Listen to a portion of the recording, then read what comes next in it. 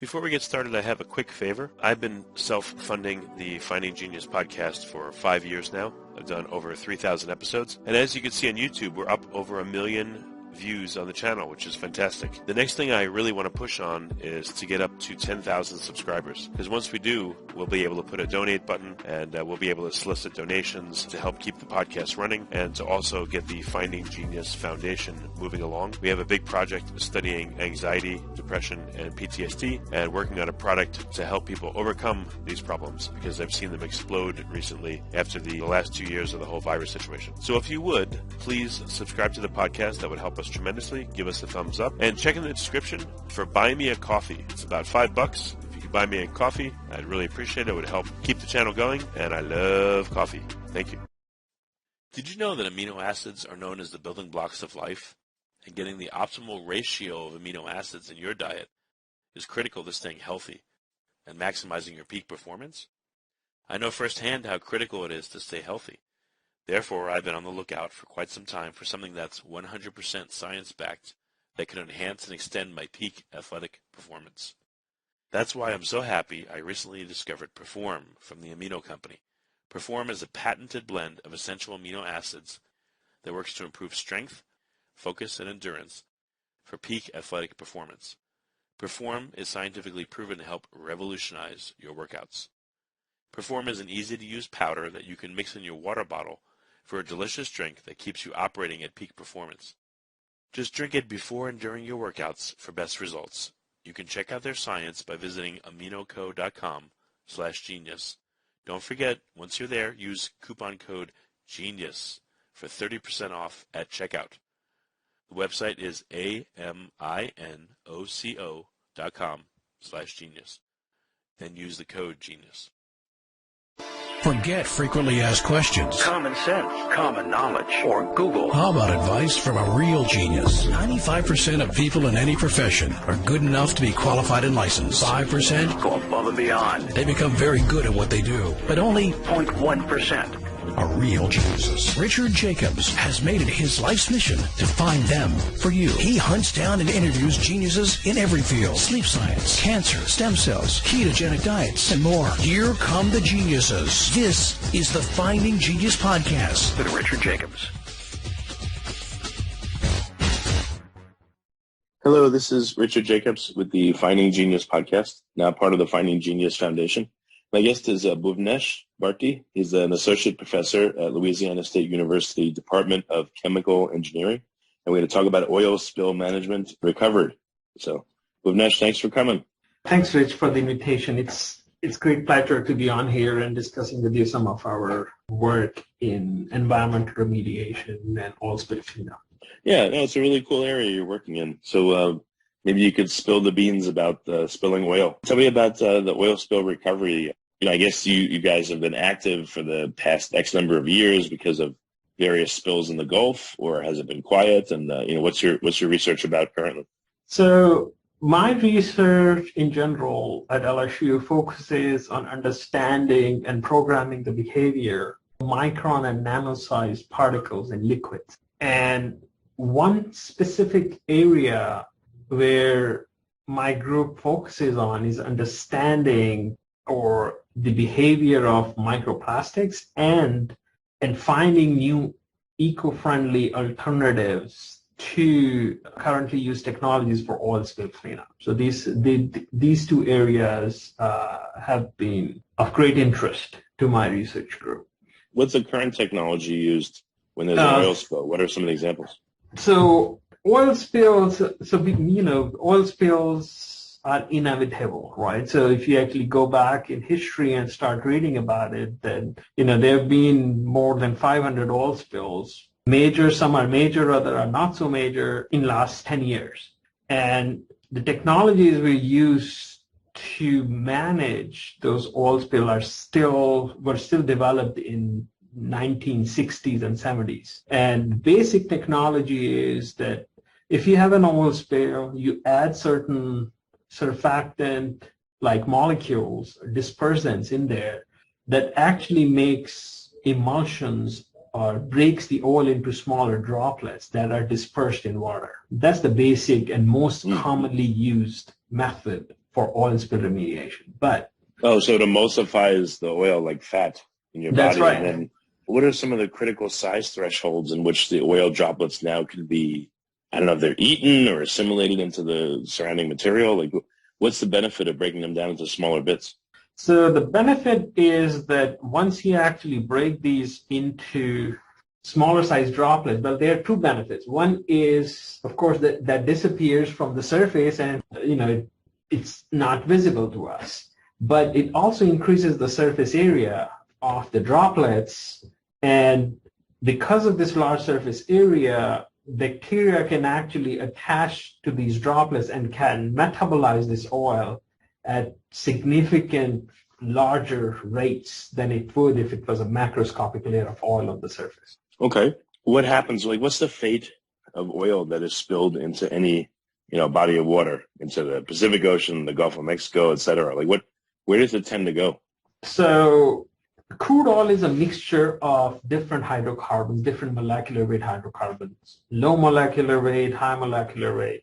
So a common fate of all this oil spill is that bacteria immediately attacks this oil and literally eats up the smaller molecular weight hydrocarbons. And what's left is essentially this large molecular weight tar-like material, which they cannot metabolize. So at this point, the bacteria actually forms a biofilm at the surface of crude oil, and it starts sinking to the bottom of the ocean or the water body, whichever it is.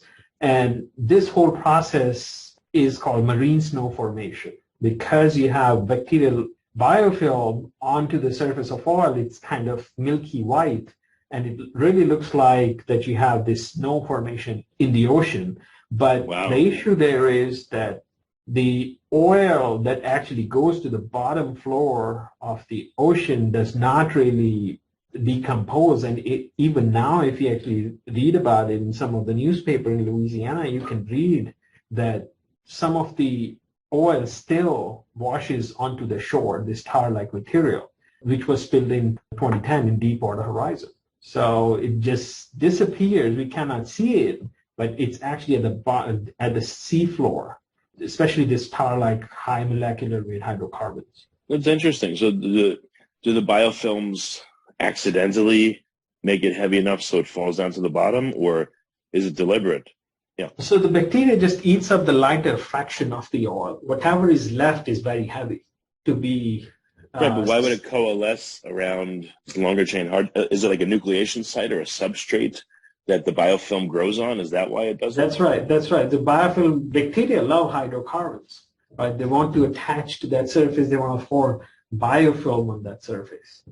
Are these anaerobic bacteria or aerobic? Because even if they're, if they live in the water, I would think there's a much higher concentration of oxygen near the surface. And if they sink 100 feet, 500 feet, 1,000 feet, they'd be in a very different environment. How could they survive?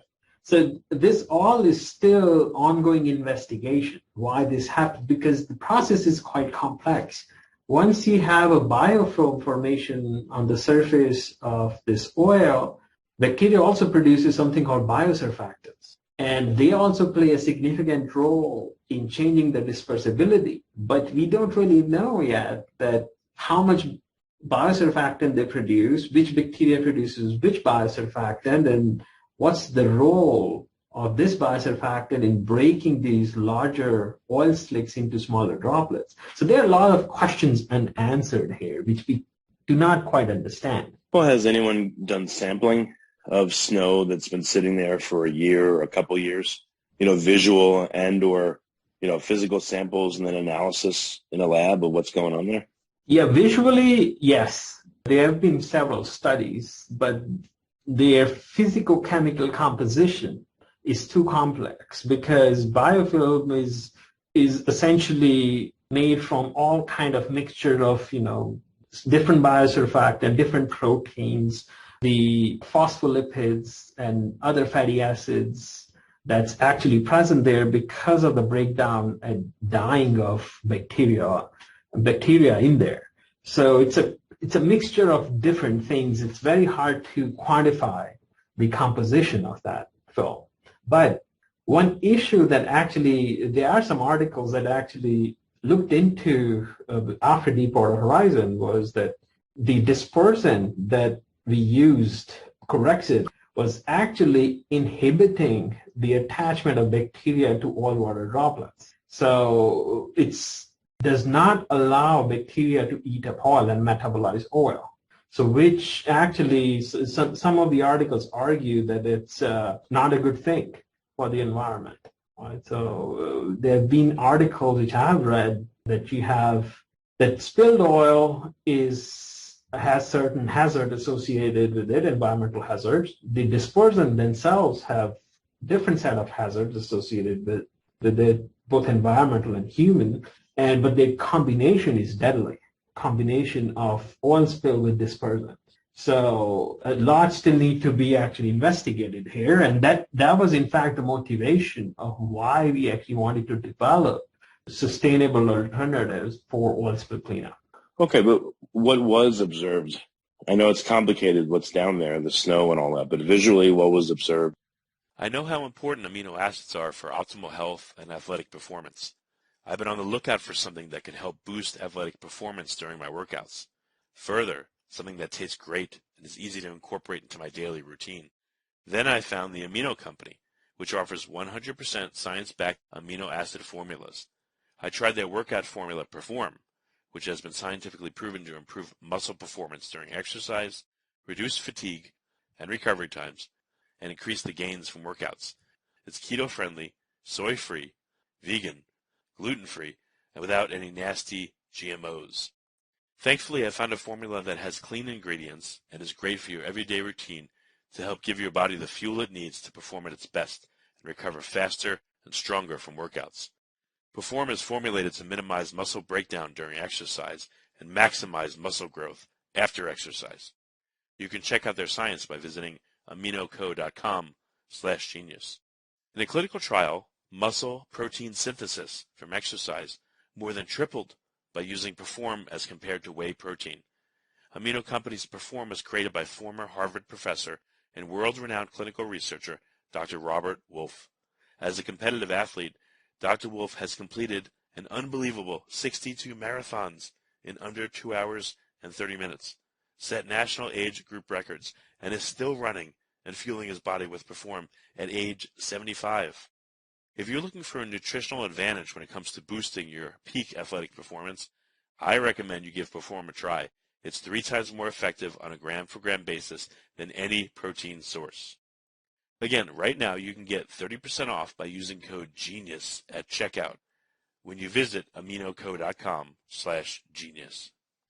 And It was observed, they can actually look into, there are some images I still remember in some articles that you have this thick white layer formed on tar-like material. So it looks like really a white stuff, some white, gooey kind of material floating down from the surface of ocean. So that's what it looks like. Is it like overlapping scales of, I don't know, jagged white pieces of stuff, or does it look smooth, or like what clues do you get visually from when you look at it? What does it tell you in your mind?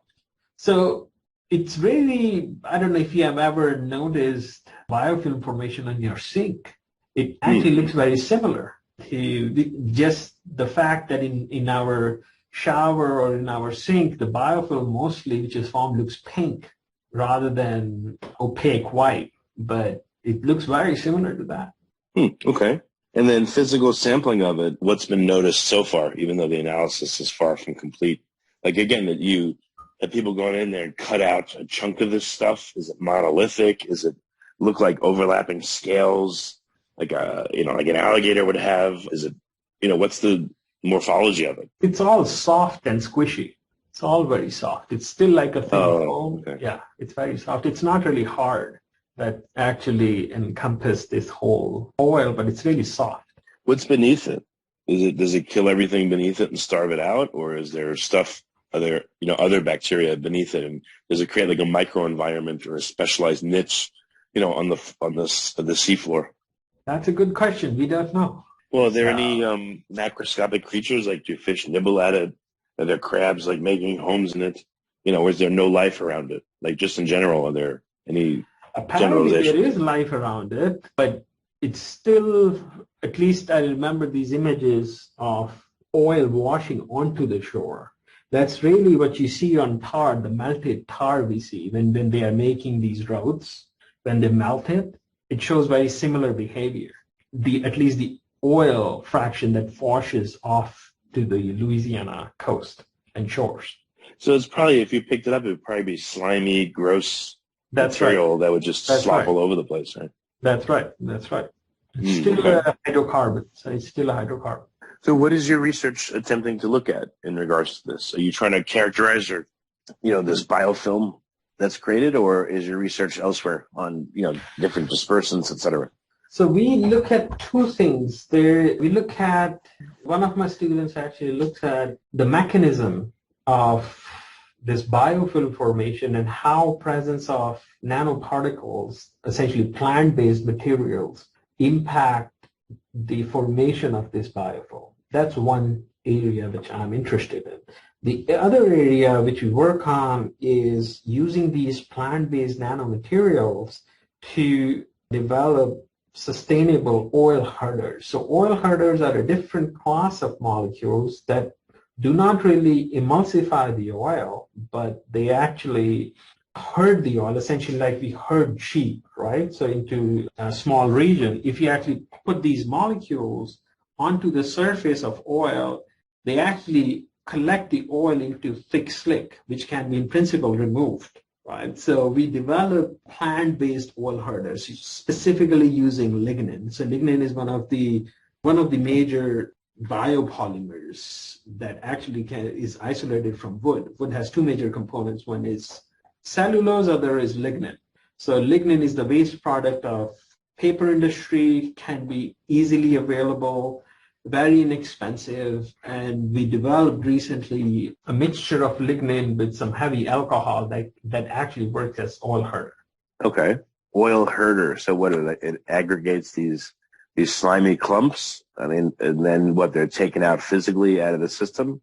Or what's the plan? Yeah, that's right. So these clumps? absolutely right, as got it right. So whenever oil spill happens, you have different strategies. So for example, oil is going to spread onto the surface, and it's because of something called positive spreading pressure. So you add these molecules, the herder molecules, they change the spreading coefficient and actually conglomerate the oil into a smaller area. Once they conglomerate onto the oil, you can actually easily remove it by different physical methods. Add some kind of absorbent on there that would soak up the oil.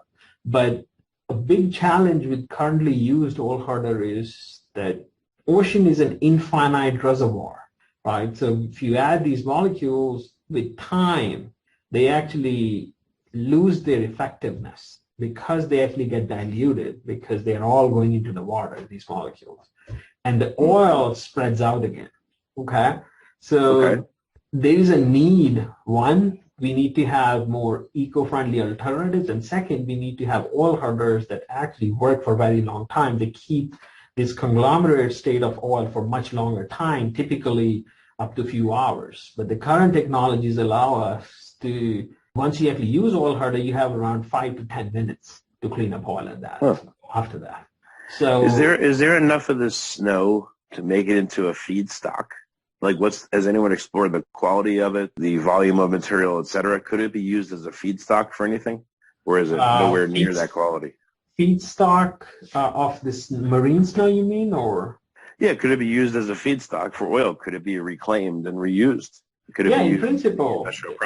That's right. In principle, if you can actually collect the oil and it's. So if you remember most of these scenes from Gulf of Mexico, what they do is actually they put these oil herders, they put these booms around the oil, and they set it on fire, pretty much, because economically it's not really profitable to isolate the oil and, essentially separate the oil from water and whatever it has gained while being in water. Essentially these bacteria forms. So an easy way to get rid of oil is just burn it on the site. But then you're transferring the problem from the ocean to the atmosphere. So yeah, there are different challenges with respect to it. Well, why burn it? Is it causing harm? If it's in the snow formation or format, like why not leave it there? See what happens to it. So it's just before the snow formation when it's floating on the surface of water. The oil is floating on the surface of water because it starves the ocean and all the life beneath from the oxygen. So you need to get rid of it. It impacts the marine ecosystem. Well, I mean, if a lot of it has been removed, is there a certain point where you stop? You're like, that's the best we'll get. Like what happens? I'm not sure if I completely follow what you're saying. So, if X percent of the oil is removed from, let's say, the Gulf of Mexico, a certain area, at what point do you say, all right, that's enough. We've done all we can. It's okay. We don't need to do anymore. The ecosystem's okay now. Ideally, we want to remove all 100%, right? Why to leave it in there? It's not supposed to be there. We don't really drink crude oil, do we? So, well, I mean, maybe it's serving some new purpose. Maybe again, if the snow is analyzed, maybe it is creating an environment that is beneficial, at least down there. The stuff that doesn't sink to the bottom but stays on the top, maybe that fraction only should be addressed. I don't know. I mean, maybe it needs to all be gotten rid of. I don't know either. To me, if bacteria cannot metabolize such heavy oil, I cannot comprehend that easily what would be the benefit of leaving the oil down there. If some kind of life form could actually metabolize it. Maybe there is. I don't know. Well, what's the oldest accessible oil spill that you know of? And maybe that snow would be accessible, and that might be really interesting if it's been there for 20, 30 years. Sure, but how to track it down? Well, no, but anyway, so what is the oldest oil spill on record that might be accessible that's not too deep, that's not too far offshore, et cetera, that might be accessible by scientists? Maybe they could send, maybe automated subs that, little robots that don't have to go too deep. Maybe it's only 100 feet down, off the shore or off the coast of X place. And therefore it's more accessible than it being 1,000 feet down, where it'd be very difficult to get equipment down there. That's what I'm saying. Yeah, it could be. I'm not aware of people looking into that, so I can't comment on that. I guess the department needs to give you your own set of robots or submarines so you can investigate it if you wanted to. I know it'd be expensive to do, but yeah. Anyway, so what is the oldest oil spill known where, let's say, the effects are still being felt? Let's say decades later, has that been quantified? Does that exist anywhere? So there've been this Santa Barbara oil spill, which I believe was in 60s. And even decades later, I read about it, there were still these impacts, marine life, fish industry. For example, I had a couple of students from South Louisiana, from fishing communities, who actually were telling me firsthand experience that the fish industry is still not at the same level as it was before Deepwater Horizon in the state of Louisiana. So it impacted the Gulf Coast. So I have this firsthand experience with Deepwater Horizon and its impact in past decades. So it's been 12 years. Right? So it's, at least I can assure you that it will have impact for at least 12 years because it's still going on. The fish industry is not back yet. Sorry about that. Couldn't get the button to work. So with the Santa Barbara oil spill, what do you mean the fishing industry is still impacted? Is it just numbers are down or types of fish are reduced? Like, how do you know that there's still an impact from this oil spill? The numbers are down significantly low. It's not the same. Right? So could it be from other factors like overfishing or other things, or it could be from oil spill or no one knows? Could be because of any of these reasons, but it's the drop immediately after the oil spill was significant, and it's still it's not at the same level as it was before. Maybe you'll have to send a poor graduate student there to go check out the condition of the snow if there's any left, under the water there. That would be interesting. That's right. Yeah. That's right. So I think once in a while we see that in newspaper, oil is still washing onto the shore. So still see those images. So what do you think is going to be so you're dealing primarily with the fraction that's staying on the surface, that's washing up on shore, that's sitting on the surface, and not really with the snow portion of it. Is there any gross percentage for a given spill, what percentage will sink, what percentage will stay afloat? It really depends on the composition of oil. All the crude oil is not the same. It depends. It varies significantly based on its source. Right? And there is no universal understanding of why this is. Right? So in one case, you may have higher tar fraction than the other. And it's because of this how the oil was actually formed in these geological forms in the first place. So we don't really have the first-hand information there. So it depends. Does anyone have a database like, oh, the oil spill in 1984 from here was mostly like sour diesel, and then this one was sweet crude, and this one was that, and that one was this? You know, what if you referenced a whole, several dozen spills with the type of feedstock, and then maybe you can compare effects and see maybe that would jump out at you. Let's say the ones that had a lot of sulfur in it, the sour type stuff tended to have a lot more matter that stayed on the surface versus sinking. I'm just making this up, but maybe there's a trend there. As I said, if you have higher molecular weight hydrocarbons, they are going to sink. Any oil that has higher tar kind material, that will sink. Okay. I was just wondering if there's a correlation there. What's the future of your research? Like, what projects or what questions are you trying to answer right now that you think you might get some understanding of in the next few years? So we are still investigating the technologies we can use immediately after the oil spill. It's very hard to get the oil past the first week of spill, right? So it's very hard to keep track of the oil, where it went, and recover that oil. So we are primarily focused on looking at which sustainable technologies we can develop that would allow us to encounter such inevitable disasters while minimizing their environmental impact. Okay. What's the most recent oil spill that's, I guess, would it be the Deepwater Horizon one that's in your backyard, or what's the most accessible one to you? That's a big one. That's why we know.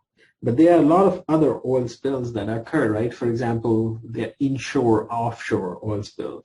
There are oil spills every day when you actually transfer oil from one tanker to the other. Sometimes tens or sometimes hundreds of barrels will spill during the transfer, and that's inland water. I didn't know that. Yes, there are a lot of oil spills that happen every week. Are there any refined product spills? Where you're only getting a fraction of the crude, and that's on a ship, and that spills, and if so, is there a very different type of effect? So for inland oil spills, federal government has not allowed to use any dispersant, any technologies to take care of because of the potential environmental hazard. However, offshore, you can use literally any way of cleanup. So what I learned a few years ago is the only thing that you can use for inland oil spills are these skimmers. So these are machines, giant robots, if I may call them. They actually would suck up the oil from the spilled oil from the surface of water. That's what you use for inland oil spills of any form. They can be diesel, they can be higher molecular weight hydrocarbons, they can be gas type of materials. That's what you use, skimmers. Okay. Is there a database, like a worldwide database that tracks spills and what was spilled and how much was spilled and where it was spilled, et cetera? We try to track down as many as we can, but I am not aware of any universal database that provides these values. It's just because it's very hard to keep track of things all over the world, right? So there are big refineries and big platforms in Africa, in Asia, in the US. So it's very hard to keep track of those things. Okay. Well, very good. Bhuvnesh, where's the best place for people to find out more about you and your work? Where can they go? They can go to our department website, my group website, and they can actually learn more about our work there. Okay. Well, very good. Bhuvnesh, thank you so much for coming on the podcast. I appreciate it. It's a very interesting topic you're working on. Great. Thanks. Hey, before you go, if you're looking for a nutritional advantage, be sure to check out AminoCo's 100% science-backed to perform formula. It was created by former Harvard professor and world-renowned clinical researcher Dr. Robert Wolfe. As a competitive athlete, Dr. Wolf has completed 62 marathons in under 2 hours and 30 minutes, set national age group records, and is still running and fueling his body with Perform at age 75. I recommend you give Perform a try. It's 3 times more effective on a gram-for-gram basis than any protein source. The Amino Co. is giving our listeners 30% off all Amino Co. products, including Perform. You can check out their science by visiting aminoco.com/genius. Use coupon code GENIUS for a 30% discount at checkout. If you like this podcast, please click the link in the description to subscribe and review us on iTunes. You've been listening to the Finding Genius podcast with Richard Jacobs. If you like what you hear, be sure to review and subscribe to the Finding Genius podcast on iTunes or wherever you listen to podcasts. And want to be smarter than everybody else? Become a premium member at findinggeniuspodcast.com. This podcast is for information only. No advice of any kind is being given. Any action you take or don't take as a result of listening is your sole responsibility. Consult professionals when advice is needed.